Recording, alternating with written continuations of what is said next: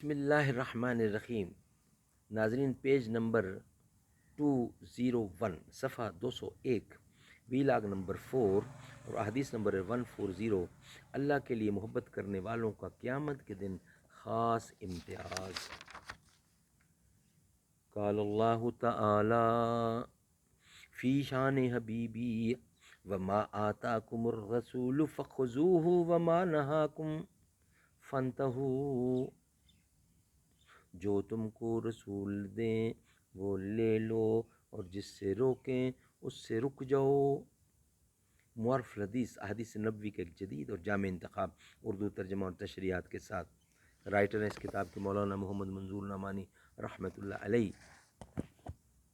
صفحہ 201، پیج 201، واحد احادیث نمبر 140 اور ویلاگ نمبر 4۔ توحید تو یہ ہے کہ خدا حشر میں کہہ دے، یہ بندہ دو عالم کے لیے، یہ بندہ دو عالم سے خفا میرے لیے ہے۔ بلال تجھ پر نثار جاں ہو کہ خود نبی نے تجھے بلایا۔ نصیب ہو تو نصیب ایسا، غلام ہو تو غلام جیسا، بلال جیسا۔ اللہ کے لیے محبت کرنے والوں کا قیامت تک کے دن خاص امتیاز۔ ترجمہ پیش کر رہا ہوں۔ حضرت عمر رضی اللہ سے روایت ہے کہ حضور اکرم نے فرمایا، اللہ کے بندوں میں کچھ ایسے خوش نصیب بھی ہیں جو نبی یا شہید تو نہیں ہیں، لیکن قیامت کے دن بہت سے انبیاء اور شہداء ان کے خاص مقام قرب کی وجہ سے ان پر رشک کریں گے۔ صحابہ نے عرض کیا، یا رسول اللہ، ہمیں بتلا دیجئے وہ کون بندے ہیں؟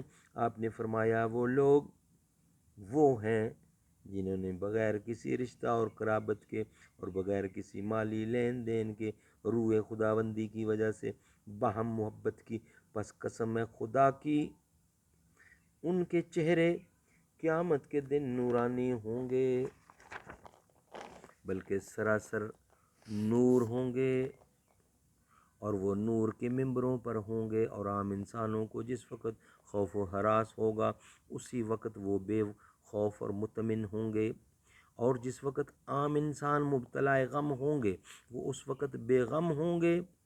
اور اس موقع پر آپ نے یہ آیت پڑھی، اللہ ان اولیاء اللہ لا خوف علیہم ولا هم یحزنون۔ معلوم ہونا چاہیے کہ جو اللہ کے دوست اور اس سے خاص تعلق رکھنے والے ہیں ان کو خوف و غم نہ ہوگا۔ تشریح۔ ناظرین، اس دنیا میں خونی رشتہ اور قرابت کی وجہ سے محبت و تعلق کا ہونا ایک ایسی عمومی اور فطری بات ہے جو انسانوں کے علاوہ عام جانوروں بلکہ درندوں میں بھی موجود ہے۔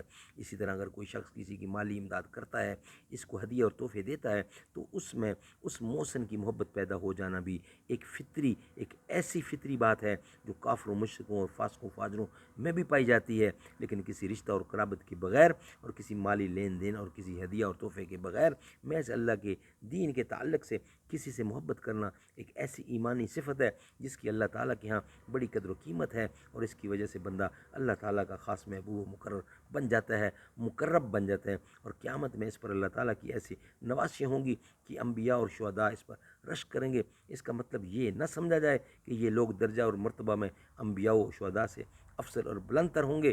کبھی ایسا بھی ہوتا ہے کہ کم درجے کے کسی آدمی کو کسی خاص اچھی حالت میں دیکھ کر اس سے اونچے درجے والوں کو بھی اس پر رشک آنے لگتا ہے۔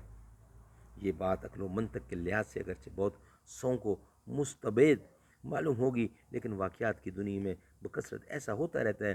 اس لیے جو کچھ کہا گیا ہے یہ زبردستی کی تعویل نہیں بلکہ واقعی حقیقت ہے۔ یہ بندگان خدا جن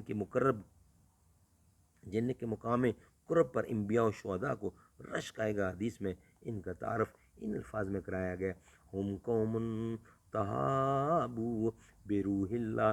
اس لفظ روح اللہ کو دال کے پیش کے ساتھ روح بھی پڑھا گیا ہے، اور زبر کے ساتھ روح بھی ہمارے نزدیک دونوں صورتوں میں اس سے اللہ کا دین مراد ہے، اور مطلب یہی ہے کہ یہ وہ بندگان خدا ہوں گے جنہوں نے اس دنوی زندگی میں اللہ کے دین کے تعلق سے باہم محبت و الفت کی.